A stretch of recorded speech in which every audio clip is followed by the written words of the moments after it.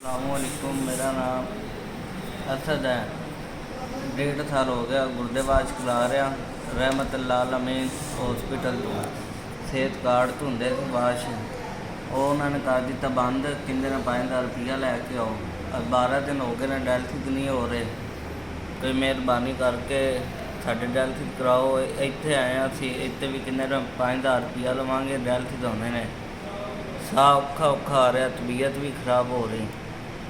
ਮਿਹਰਬਾਨੀ ਕਰਕੇ ਸਾਡੇ ਡਾਇਲਿਸਿਸ ਕਰਾਓ। ਮੈਂ ਇਕੱਲਾ ਹੀ ਕਮਾਉਣ ਵਾਲਾ ਹੈਗਾ ਅਤੇ ਕੰਮ ਕਾਰ ਨਹੀਂ ਹੁੰਦਾ, ਭਾਈ ਸਾਥ ਨਹੀਂ ਦਿੰਦੇ। ਕੋਈ ਇਮਦਾਦ ਕਰੋ, ਮਿਹਰਬਾਨੀ ਕਰੋ। 10 ਦਿਨ ਹੋ ਗਏ ਨੇ ਮੈਂ ਮਿਹਨਤ ਕਰ ਰਿਹਾ ਸੀ, ਹੁਣ ਸਾਰਾ ਦਰਦ ਕਰ ਰਿਹਾ, ਸਾਂਸ ਨਹੀਂ ਆ ਰਿਹਾ। ਮਿਹਰਬਾਨੀ ਕਰਕੇ ਕੋਈ ਇਮਦਾਦ ਕਰੋ ਤਾਂ ਕਿ ਮੈਂ ਡਾਇਲਿਸਿਸ ਕਰਾ ਲਵਾਂ। ਤੁਹਾਡੀ ਮਿਹਰਬਾਨੀ ਕਿਹੜਾ ਤੁਸੀਂ ਸਾਨੂੰ ਡਾਇਲਿਸਿਸ ਵਾਸਤੇ 4000 ਰੁਪਇਆ ਦਿੱਤਾ ਹੈ। ਅੱਲਾ ਮੀਆਂ ਤੁਹਾਨੂੰ ਖੁਸ਼ ਰੱਖੇ। ਕਿਹੜਾ ਤੁਸੀਂ ਸਾਡੇ ਡਾਇਲਿਸਿਸ ਵਾਸਤੇ 4000 ਰੁਪਇਆ ਦਿੱਤਾ ਹੈ। ਅੱਲਾ ਮੀਆਂ ਤੁਹਾਡੇ ਬੱਚਿਆਂ ਨੂੰ ਵੀ ਖੁਸ਼ ਰੱਖੇ, ਤੁਹਾਨੂੰ ਵੀ ਖੁਸ਼ ਰੱਖੇ। ਅੱਲਾ ਮੀਆਂ ਤੁਹਾਨੂੰ ਹੋਰ ਦੇਵੇ। ਅੱਲਾ ਮੀਆਂ ਤੁਹਾਨੂੰ ਸਿਹਤ ਦੇਵੇ, ਤੰਦਰੁਸਤੀ ਦੇਵੇ।